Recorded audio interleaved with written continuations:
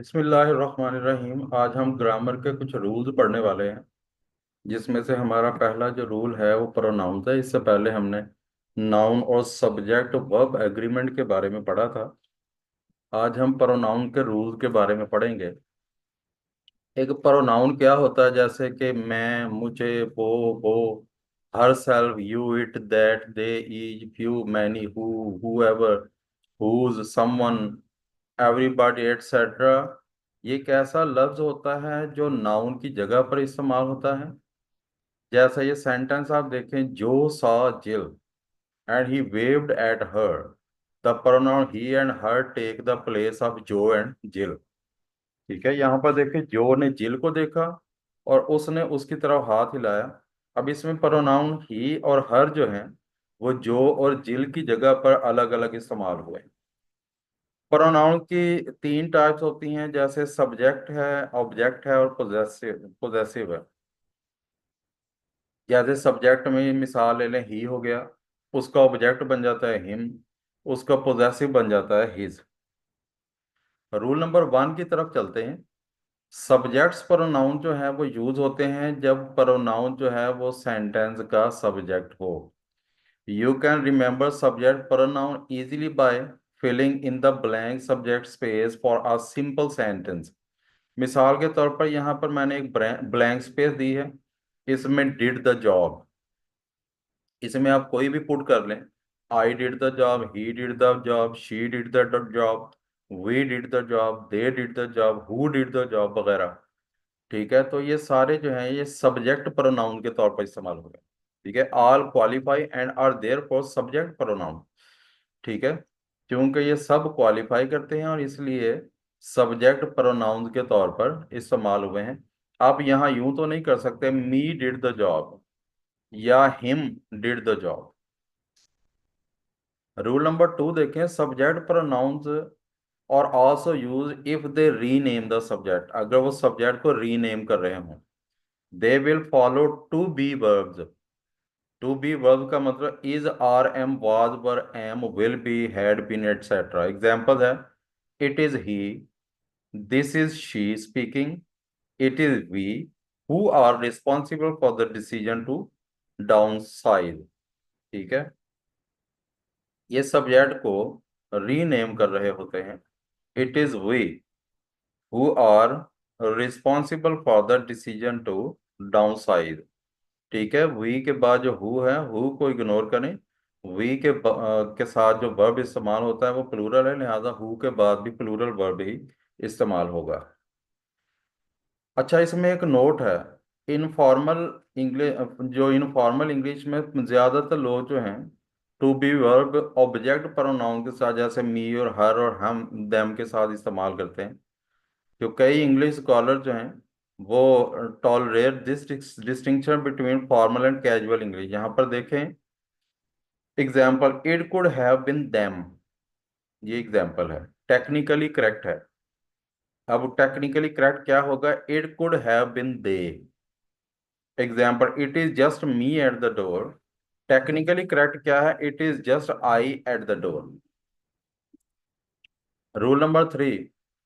अच्छा, ये रूल जो है इवन लैंग्वेज वाचर्स को भी हैरान कर देता है कि हु जो है ये एक पर्सनल प्रोनाउन को रेफर करता है। यानी हु जो लफ्ज है ये एक पर्सनल प्रोनाउन का हवाला देता है। जैसे पर्सनल प्रोनाउन कौन से हैं, आई, यू, ही, शी, वी, दे वगैरह। ये वर्ब भी वही लेता है जो कि उस प्रोनाउन के साथ एग्री करता हो। जैसे करेक्ट क्या है, it is I who am sorry, यानी आई एम सॉरी। इनकरेक्ट क्या होगा, it is I who is sorry. ठीक है, यहाँ आई के मुताबिक इज लगाया गया, जबकि यहाँ पर आई के मुताबिक एम लगाना था। Correct, it is you who are mistaken, ये करेक्ट है। It is you who is mistaken, ये गलत है। ठीक है, ये गलत है।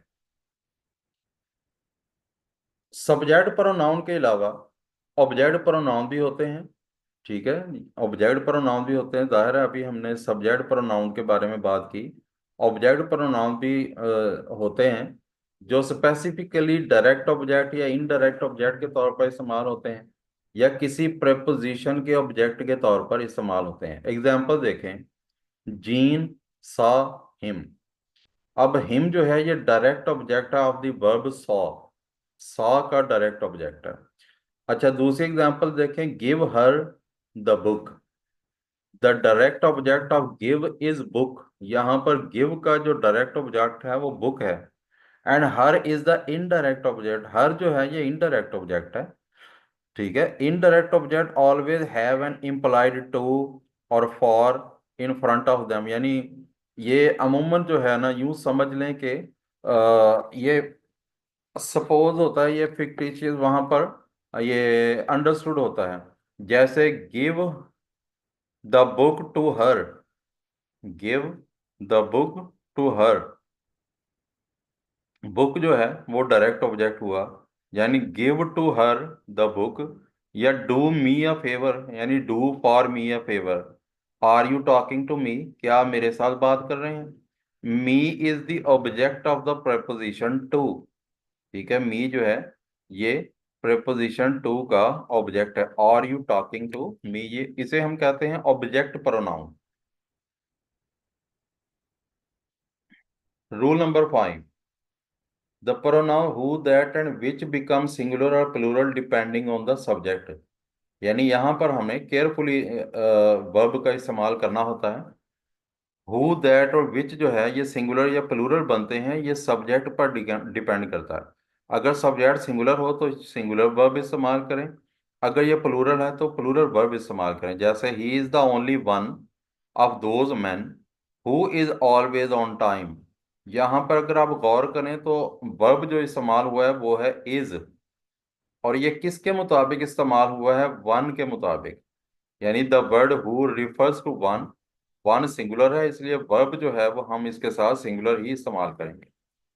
अच्छा, हमें बाद औक़ात जो सही सब्जेक्ट है उस सब्जेक्ट का वर्ब है वो तलाश जरा एहतियात से करना पड़ता है। जैसे he is one of those man who are always on time. अब यहाँ पर देखें हु आर। अब हमने क्या किया, the word who refers to man. अब ये हमने मैन के मुताबिक वर्ब इस्तेमाल किया। ठीक है, इसका ट्रिक जो है वो एक नीचे दिया हुआ, जैसे of those man who are always on time he is one. ठीक है, उन आदमियों में से जो हमेशा वक्त पर आते हैं, ही इज वन, वो भी एक है। तो ये एक ट्रिक है इसको याद रखने का। इस तरह की जो आखिरी एग्जांपल दी हुई हैं, कई जो है वो गलती से इसरार करेंगे कि सब्जेक्ट जो है इसे ऑलवेज यानी इज आना चाहिए यहाँ पर। यानी वन के मुताबिक इज आना चाहिए। अब ये वन के मुताबिक नहीं आना चाहिए। ठीक है, अब ये इस्तेमाल होगा मैन के मुताबिक।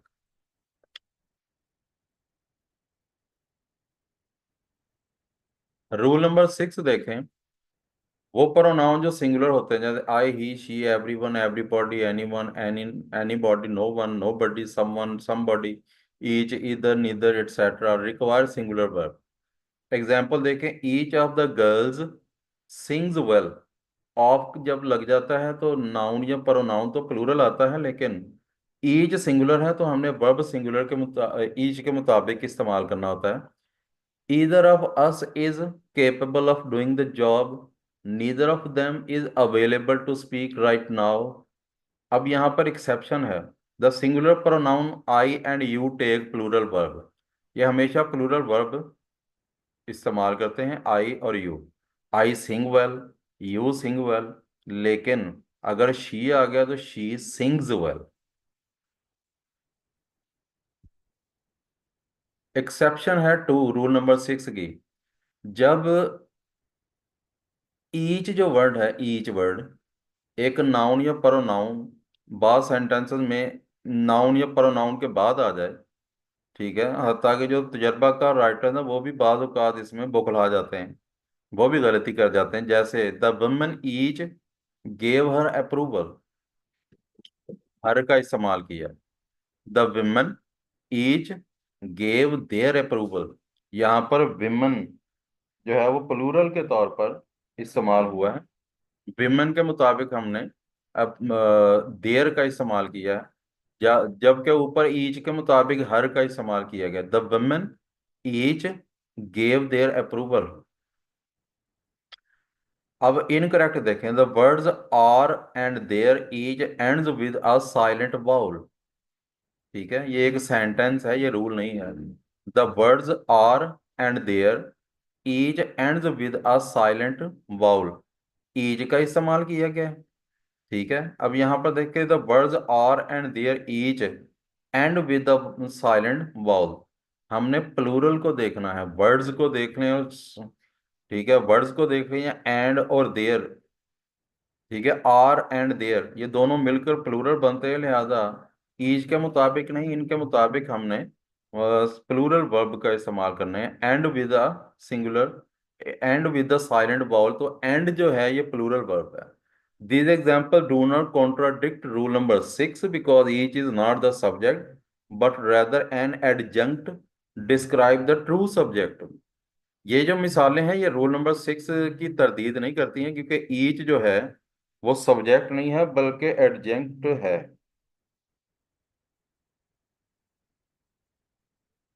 बल्कि is not the subject but rather an adjunct describing the true subject। बल्कि ये एडजंक्ट है जो कि ट्रू सब्जेक्ट को बयान कर रहा है, जो कि ट्रू सब्जेक्ट को बयान कर रहा है।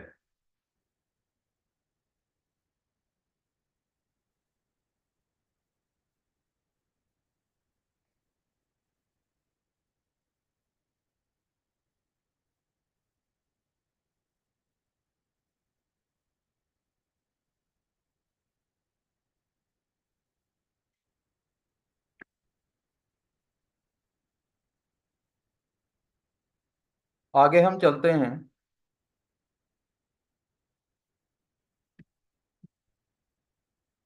Rule number 7, to decide whether to use a subject or object pronoun after the word than or as, mentally complete the sentence. यहाँ पर मेंटली सेंटेंस को हमने कंप्लीट करना है। जैसे Gloria is as small as, अब डिसाइड करना मुश्किल है कि शी या her. If we mentally complete the sentence we would say Gloria is as small as she is.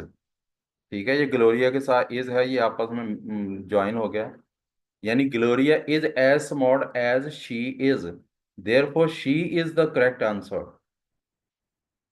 अच्छा, Joey is taller than I या me, mentally completing the sent we have Joey is taller than I am. ठीक है, than I am का इस्तेमाल आप करेंगे। Daniel would rather talk to her than I या me. अच्छा, हम इसकी तशरीह इस जुमले की दो तरीके से तशरीह कर सकते हैं। Daniel would rather talk to her than to me, या तो इस तरह, या फिर Daniel would rather talk to her than I would. ठीक है, would rather talk to her than I would. तो a sentence meaning can change considerably depending on the pronoun you choose, यानी एक सेंटेंस का मानी जो है वो निहायत बदल सकता है अगर आप प्रोनाउन का इस्तेमाल करते हैं।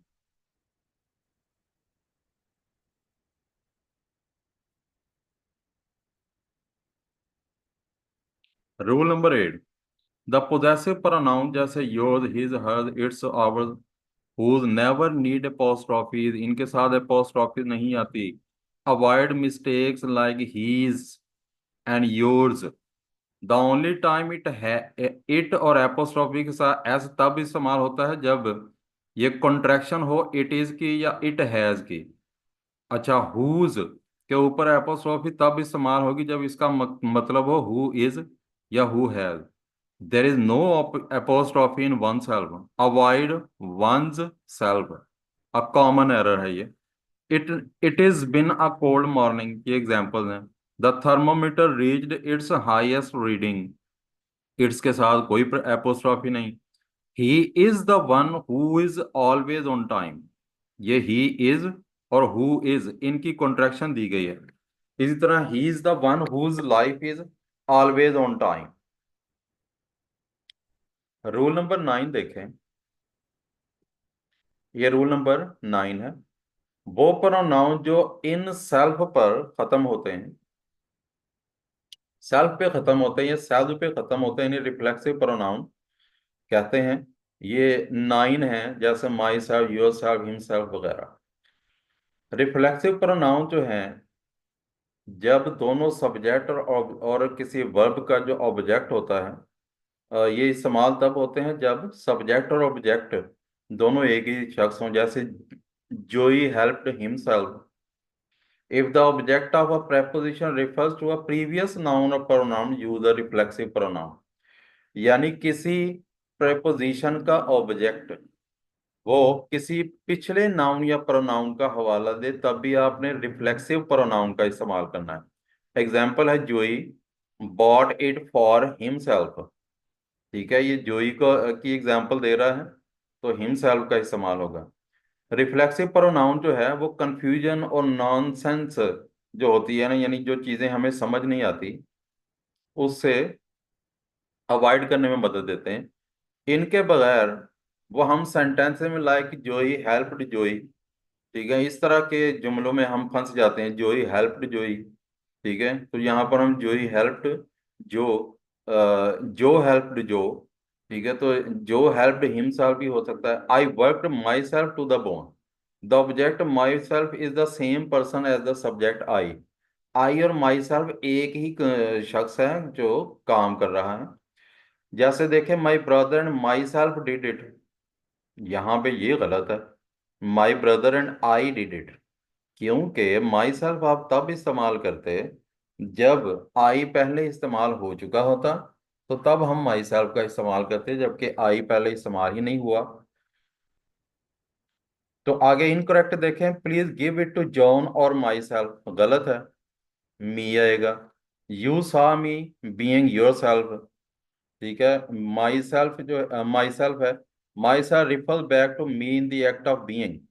ठीक है, तो मी का हवाला दिया जा रहा है, यानी ऑब्जेक्ट का हवाला दिया जा रहा है, इसलिए माई सेल्फ का इस्तेमाल होगा।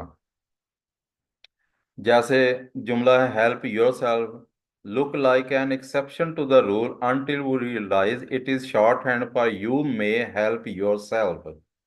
ठीक है, बाद सूरतों में एक रिफ्लेक्सिव प्रोनाउन जो है पहले भी आ सकता है। Doubting himself the man proceeded cautiously. ठीक है, मैन आगे चला गया है, उसके मुताबिक पीछे हम हिमसेल्फ का इस्तेमाल हुआ। Reflexive pronouns are also used for emphasis, he himself punished finished the whole job. ये जो है एम्फोसाइज के लिए भी इस्तेमाल होते हैं। रूल नंबर 10, दे और देयर का singular pronoun is frowned upon by many traditionalists. To be consistent it is a good practice to try to avoid they and its variants, जैसे them their themselves with previously singular pronouns are nouns or pronouns। जैसे यहाँ इस rule की एक example समझें, someone has to do it, यहाँ पर इस्तेमाल हुआ है someone। someone के साथ कौन सा वर्ब इस्तेमाल हुआ है, has, जो कि सिंगुलर है। लेकिन आगे चलकर इसके लिए जो हम प्रोनाउन इस्तेमाल कर रहे हैं वो है दे, ये गलत है।